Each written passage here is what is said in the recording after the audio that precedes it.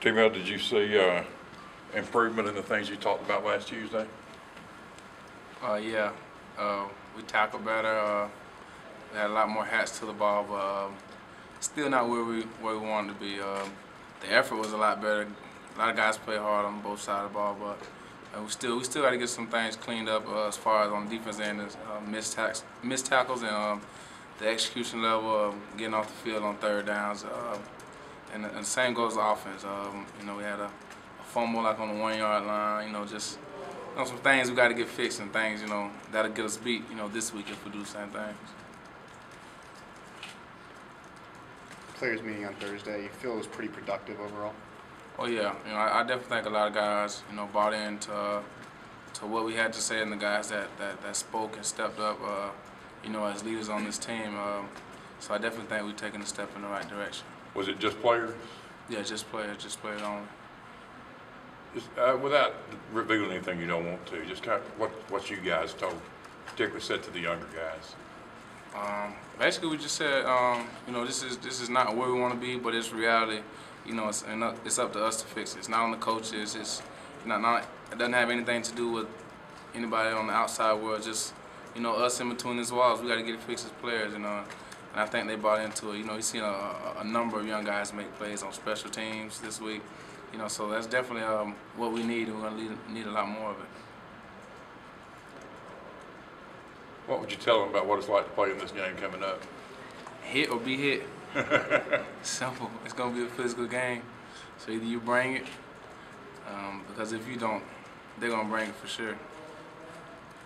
Do you enjoy games like that? Oh yeah, it's what you come to Auburn for. It's going to be a prime time game. It's going to be physical. It's this kind of game that shows how much heart you have as a player. How long you willing to fight, how long you willing to go tough for the man beside you. This is what it's all about. How different is LSU? I know you probably haven't watched a ton of them, but having a guy like Zach Mettenberger back there that can throw it the way he does, how different does it make their offense? I think it really adds another dimension, to them. Not only can they run the ball, downhill, but he can sling it every which way. He can make the most difficult throws from one hash to the other sideline, and he can put it on the rope. So, he makes them a much better team, and just looking forward to playing. You had one misstep in that game where you lost coverage with a guy and let him get outside of you on a long pass. What kind of happened on that play? Bad eyes. I was anticipating a route, and he kind of converted it on me. And I was just looking at the quarterback too long, and it got the best of me. I asked Jeff the same question, but obviously first win is something that any teams want to celebrate. But with the reality that LSU's next and just 7 days away, how much celebrating was there? And for you, when did you kind of just start to mentally turn ahead to LSU? For me, it was right after we left out of the locker room. It was done and over with. LSU is what's next. They're our responsibility now. That's who we have to focus on. So for me, it was right after the locker room, and I think for all the other guys, if it wasn't then, it was right after we got out of the meetings. Now it's LSU, and that's what everybody has to be focused on.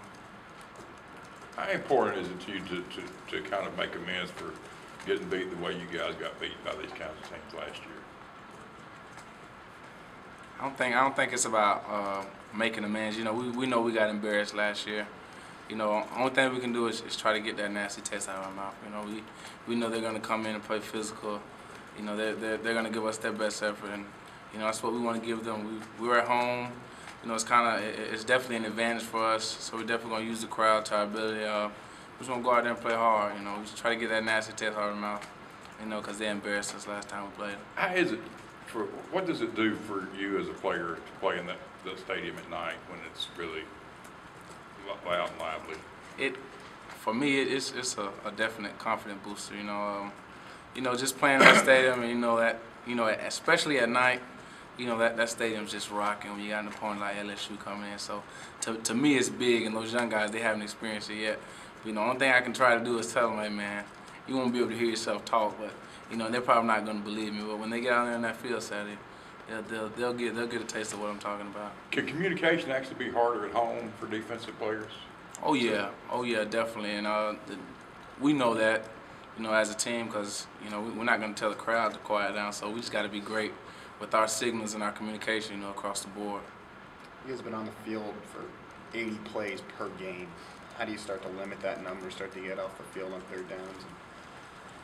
I think it's a lack of execution. You know, it's not that we aren't in position to make plays, but you know, as a defense, we haven't made enough plays. We haven't delivered. You know, sometimes pass breakups just aren't good enough. You know, sometimes you need an interception. Sometimes you need the sack. You know, we had a chance where we had a sack and the quarterback got away. Had a chance on third down this week where we could have had a pick and the ball was just knocked down. Just little things like that, you know, at that time you don't think makes a difference, but going back watching the film, you know, could have made all the difference in just a game, just one play.